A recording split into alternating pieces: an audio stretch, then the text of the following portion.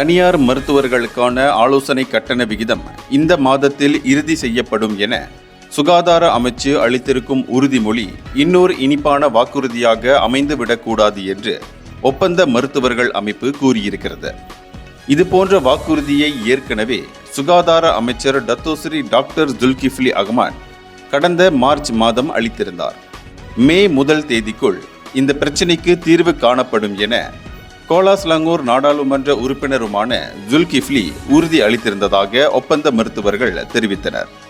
இப்போது மே 1 தேதியும் கடந்துவிட்டது. ஆனால் மருத்துவ ஆலோசனை கட்டணம் உயர்த்தப்படவில்லை.